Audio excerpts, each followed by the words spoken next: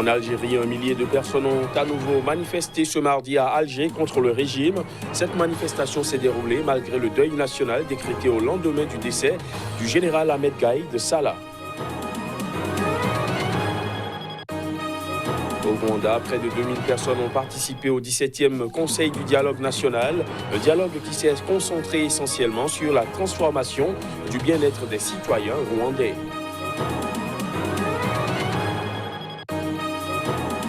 Et puis le Premier ministre japonais Shinzo Abe et le président sud-coréen Moon Jae-in ont tenu leur première réunion bilatérale depuis 15 mois en Chine. C'était en marge d'un sommet tripartite organisé par l'État chinois. Voilà pour les titres. Bonsoir à tous. En Algérie, un millier de personnes, étudiants et citoyens ont à nouveau manifesté ce mardi à Alger contre le régime. Cette manifestation s'est déroulée malgré le deuil national décrété au lendemain du décès du général Ahmed Gaïd Salah, considéré comme le gardien du système dont la contestation veut se débarrasser. Les détails. Les étudiants ont maintenu ce mardi leur manifestation hebdomadaire, la 44e consécutive, malgré le deuil national de 3 jours décrété à la suite du décès soudain du chef d'état-major de l'armée, le général Ahmed Gaïd Salah. En dépit également de la réprobation de certains bardeaux sur les trottoirs qui, au passage du cortège, ont estimé honteux de ne pas respecter ce deuil. En revanche, aucun slogan ou pancarte ne visait directement le défunt, pourtant habituellement conspué depuis plusieurs mois dans les manifestations du Irak, le puissant mouvement populaire de contestation qui agite l'Algérie depuis le 22 février. Les slogans continuent néanmoins de viser le haut commandement militaire, structure opaque qui dirige de façon plus ou moins ouverte, selon les périodes, l'Algérie depuis son indépendance en 1962. Chef d'état-major depuis 2004 de l'armée algérienne, institution au cœur du pouvoir en Algérie, le général Gaïd Salah est décédé ce lundi à 79 ans d'une crise cardiaque. Après avoir arraché en avril la démission du président Abdelaziz Bouteflika dans l'espoir de calmer le Irak, le général Gaïd Salah avait exercé de fait ouvertement le pouvoir. Il avait rapidement balayé catégoriquement les revendications des manifestants, tout en accentuant la répression de la contestation à coups d'arrestation et d'incarcération. Au Rwanda, près de 2000 personnes réunies au centre de conférence de Kigali ont participé au 17e Conseil du dialogue national, un dialogue qui s'est concentré essentiellement sur la transformation du bien-être des citoyens rwandais en vue d'un développement national intégral à l'horizon 2030. Parmi les participants figuraient des représentants de l'exécutif, du Parlement, de la diaspora rwandaise, des jeunes, les membres de la société civile. Lors de son traditionnel discours, le président Paul Kagame a rappelé à l'opinion que ce Conseil du dialogue national est une occasion pour passer en revue les actions de l'année qui s'achève en vue d'échanger des idées sur les dispositions à prendre pour continuer sur la voie du développement national. C'est au Premier ministre qu'est revenu l'honneur de présenter le bilan des réalisations faites en 2019. Chaque représentant de l'administration, du ministre au maire de district, a été appelé à rendre compte. L'évaluation des performances de l'administration et l'élan patriotique ont fait l'objet d'échanges houleux entre la population et les autorités par vidéoconférence sur les 5 sites retenus pour cette année pour ce dialogue. Après un tour d'horizon des tendances de développement réalisées, et ceci dans tous les secteurs, Paul Kagame en vient aux faits politiques et à ce qu'il pense d'une alternance au pouvoir. Il a exprimé sa volonté de voir une femme qui lui succédera à son poste de chef de l'État comme une preuve et un souci de réaliser l'égalité des genres au Rwanda. En effet, le Rwanda compte au gouvernement 50% de femmes, au Parlement 61,3% et 49,6% dans le secteur judiciaire. Elles sont 41% dans les conseils consultatifs de district. Pour rappel, le dialogue national du Rwanda est un événement annuel qui dure 2 jours et qui est présidé par le président de la République dans le but de débattre sur les sujets sensibles touchant la vie du pays, tels que la sécurité de la nation, le service à la clientèle, l'emploi, le fonctionnement des structures décentralisées de l'administration publique et l'unité nationale. En Guinée, l'opposition a durci le ton en annonçant qu'elle allait boycotter les législatives du 16 février prochain. Mieux, elle entend même empêcher la tenue des scrutins dans ce pays en proie à des violences meurtrières. Ceci en raison de l'intention prêtée au président Alpha Condé de briguer un troisième mandat en 2020. Nous avons décidé que nous ne pouvons pas participer. Il ne s'agit pas de boycotter et de rester les bras croisés. Nous allons empêcher que ces élections aient lieu, a lancé le chef de file de l'opposition, Cellou Dalein Diallo, à l'issue d'une réunion des dirigeants d'une vingtaine de partis. Dénonçant une mascarade électorale, Diallo a justifié cette décision par des divergences avec le pouvoir, notamment sur la révision du fichier électoral. Il y a eu un enrôlement massif des mineurs, tandis que des gens qui en ont le droit n'ont pas été autorisés à s'enrôler, a-t-il affirmé. Nous ne pouvons pas accepter qu'une élection basée sur ce fichier soit organisée. L'opposition juge que ces législatives reportées à plusieurs reprises seraient, si elles sont organisées dans ces conditions, le projet attribué au président Condé de briguer fin 2020 sa propre succession. Alpha Condé, élu en 2010 et réélu en 2015, a confirmé la semaine dernière ce que tout le monde attendait depuis des mois.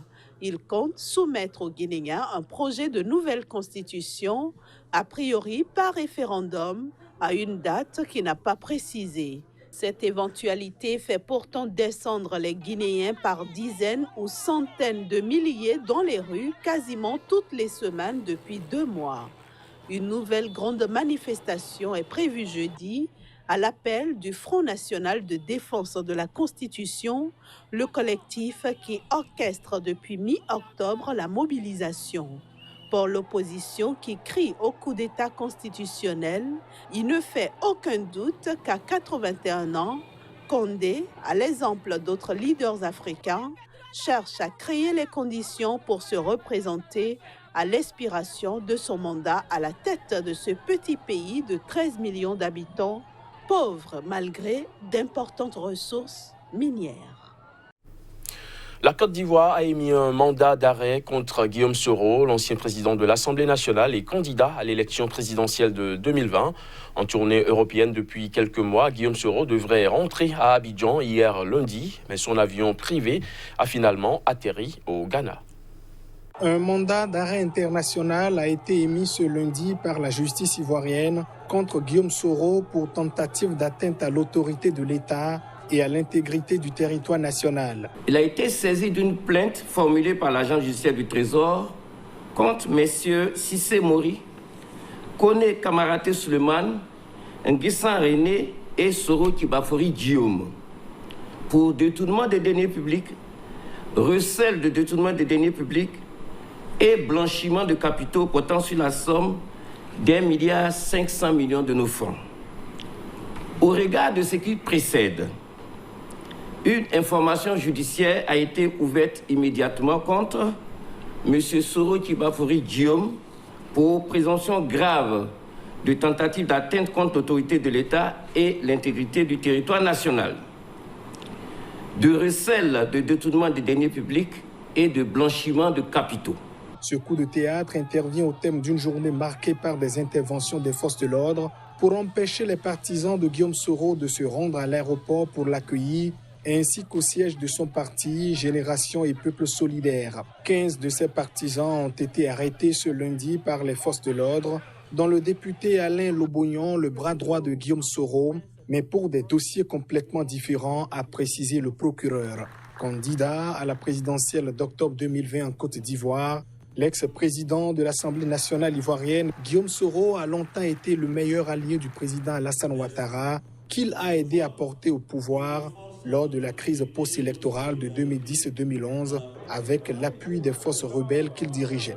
Mais alors qu'il était Premier ministre de 2011 à 2012, ses relations se sont progressivement dégradées avec le chef de l'État qui voulait brider ses ambitions présidentielles, selon les observateurs, jusqu'à la rupture. À 10 mois de l'élection présidentielle d'octobre 2020, Guillaume Soro était vu comme un challenger sérieux et son retour au pays prévu après 6 mois d'absence était impatiemment attendu par les partisans pour lancer sa campagne électorale.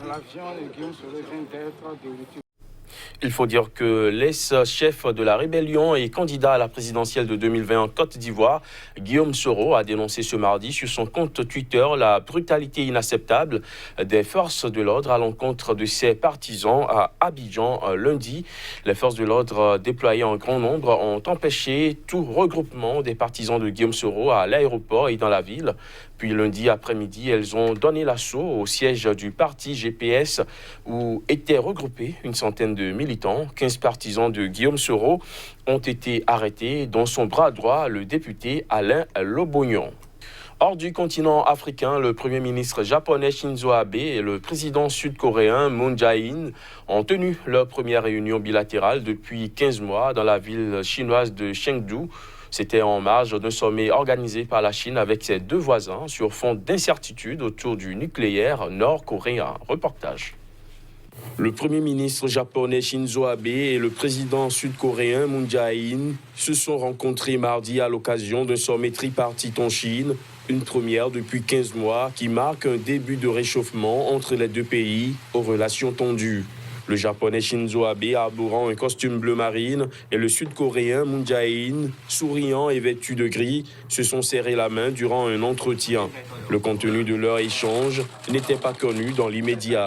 Les liens entre Tokyo et Séoul sont plombés depuis des décennies par des contentieux historiques hérités de l'époque où la péninsule coréenne était une colonie japonaise.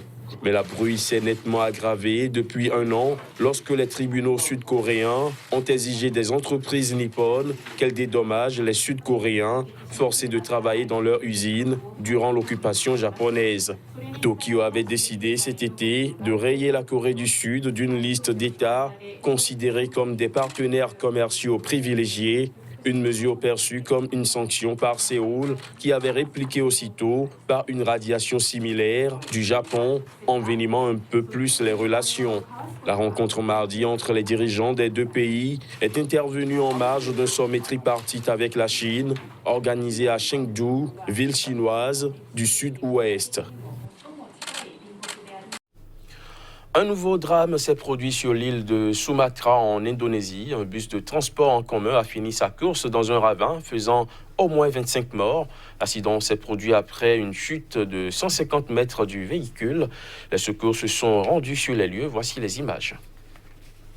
Le bus de transport régional s'est abîmé dans ce ravin lundi soir, un peu avant 16h GMT, pour terminer sa chute dans une rivière, a précisé la police locale. Il a percuté une barrière en béton et a prolongé dans le ravin. Aucun autre véhicule n'a été impliqué dans l'accident. À son bord, plusieurs passagers. La police avait annoncé un premier bilan de 24 morts qui a été relevé à 25 par le chef de l'équipe de secours locale, dont les membres fouillaient la rivière et le ravin à la recherche d'autres victimes ce mardi. Des vidéos des services de secours montraient les sauveteurs transporter des corps sur des bouées puis les placer sur des civières. L'accident s'est produit à proximité de la ville de Pagarlam, dans une zone escarpée et isolée, ce qui complique les opérations de secours. Ce bus de transport régional était parti avec 27 passagers, mais d'autres sont montés en cours de trajet et des survivants ont indiqué à la police qu'une cinquantaine de personnes se trouvaient à bord au moment de l'accident. Les tragédies sont fréquentes sur les routes de l'archipel du fait de la vétusté des véhicules et des infrastructures. En septembre, au moins 21 personnes étaient mortes après la chute d'un autre bus dans un ravin dans la région de l'ouest de l'île de Java. Quelques mois auparavant, dans la même région, 12 personnes avaient trouvé la mort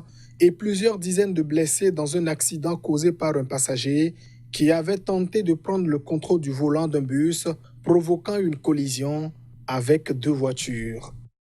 Fin de ce JT, merci de l'avoir suivi.